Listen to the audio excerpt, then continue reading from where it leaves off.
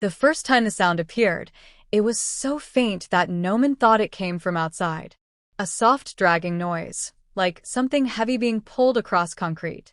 He ignored it and kept scrolling on his phone, sitting alone in his apartment while rain tapped gently against the windows. The building was old, but cheap, and he had learned to accept its strange noises. Pipes knocked. Walls sighed. Floors creaked. That was normal. What wasn't normal was that the sound was moving. It started near the front door, then slowly traveled down the hallway toward his bedroom. Noman muted his phone and listened. The dragging stopped right outside his door. Silence followed, thick enough to make his ears ring. He waited for the sound to continue, to fade away, but instead something else replaced it. Breathing. Not his own. It was low, uneven, and wet, as if whoever, or whatever, was outside his door had damaged lungs. Noman's body went cold. He didn't move. He didn't breathe. He stared at the door handle, expecting it to turn. It didn't. After nearly a minute, the breathing moved away, retreating back down the hallway.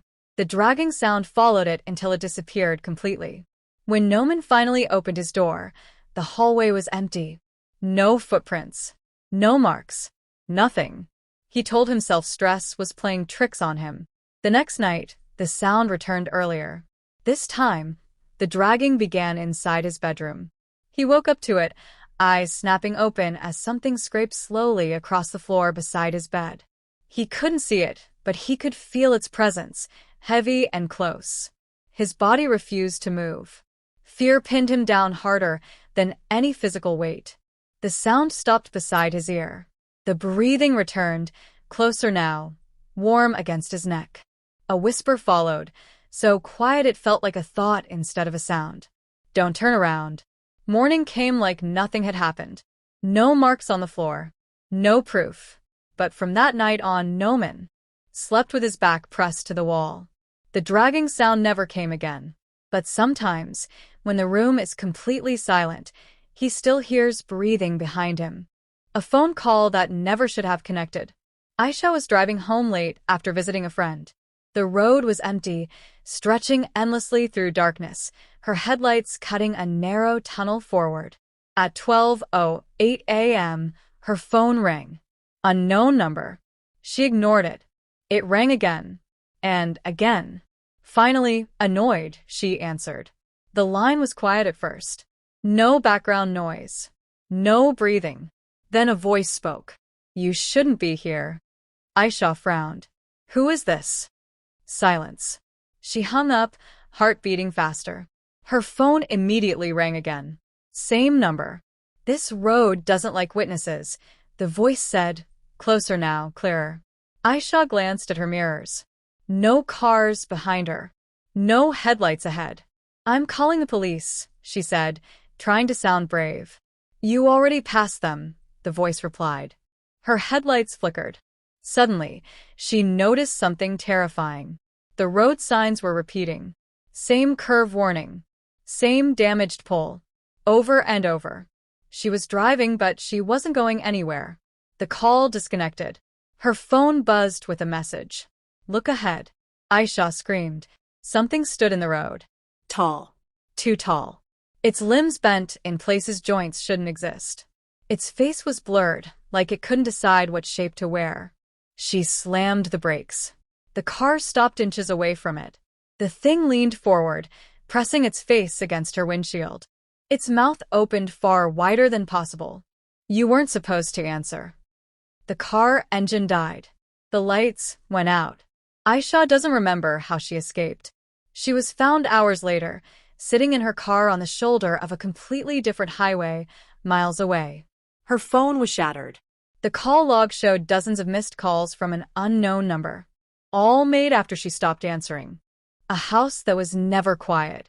Bilal moved in after his father passed away, inheriting the place along with memories he didn't want. The house had been empty for years. Dust coated everything. Mirrors were covered. Doors were locked that didn't lead anywhere anymore. The first night, Bilal heard footsteps upstairs. He told himself it was the house settling. The second night, he heard furniture moving. The third night, he heard someone calling his name. Bilal.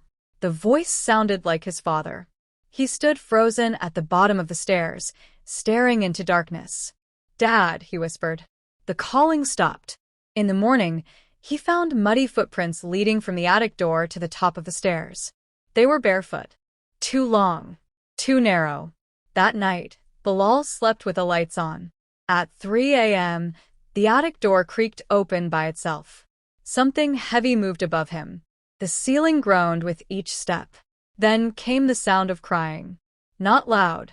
Controlled. Like someone trying not to be heard. Bilal climbed the stairs before he could stop himself. Every instinct screamed at him to turn back. The attic door was open. Inside, the air was freezing. A single chair stood in the center of the attic. Someone was sitting in it, facing away. "Dad," Bilal said again, voice shaking. The chair turned slowly. The thing wearing his father's face smiled, but its eyes were wrong. Too empty. Too deep. "You finally came back," it said. Bilal ran. The next day, the attic door was sealed shut. The footprints were gone. But the chair was now at the bottom of the stairs, facing the front door. Waiting. In a hospital scheduled for demolition. Hamza worked security during the last month before it would be torn down. The place was empty, silent except for the hum of old machines that hadn't been unplugged yet. Every night, one elevator moved on its own. It started at the basement and went to the top floor. Doors opened. Doors closed. No passengers. Hamza reported it. Maintenance found nothing wrong. One night, curiosity won. He rode the elevator. As it ascended, the lights flickered. The digital display glitched, skipping floors that didn't exist. The doors opened on the top floor. The hallway lights were off. Something stood at the far end. A group of figures motionless, facing him. Patients. Their hospital gowns were stained. Their skin was pale, stretched tight over bone. Their eyes were fixed on the elevator. Hamza stepped back. The doors began to close. One of them moved. Fast. A hand slammed against the closing doors, forcing them open. The figures rushed forward, mouths opening in silent screams. Hamza doesn't remember the pain, only the cold. The elevator was found the next morning, stopped between floors. Inside were scratch marks. Blood. No body. The hospital was demolished weeks later.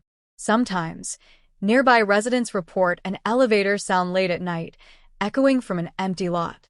Doors opening. Waiting. The nights after everything happened never truly returned to normal. Noman still lived in the same apartment, even though friends begged him to leave. He told them moving wouldn't change anything because whatever had visited him didn't belong to the building. It belonged to the silence. Sometimes, just before falling asleep, he felt the mattress sink slightly behind him, as if an unseen weight had settled there. He never turned around. He learned that some fears only grow stronger when acknowledged. Aisha stopped driving at night entirely. During the day, she was calm, almost normal, but darkness changed her. She avoided long roads, tunnels, and empty highways. Her phone stayed switched off after sunset. Once, while sitting in a crowded cafe, her screen lit up by itself. No number. No name. Just a single notification that disappeared before she could show anyone.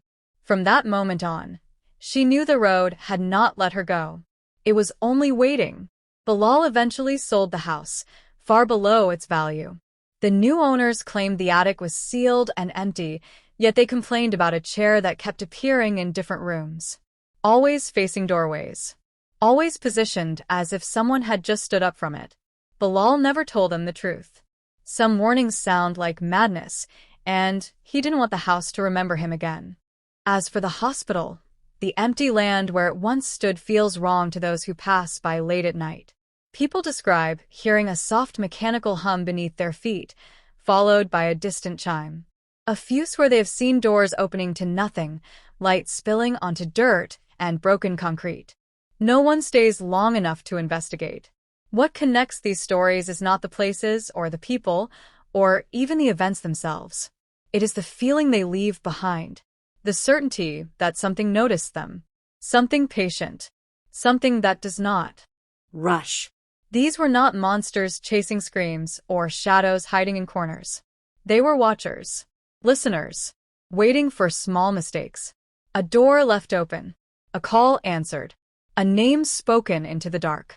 And somewhere in places that look ordinary during the day, they're still there, dragging, breathing, smiling behind familiar faces, waiting for the moment someone believes they are alone.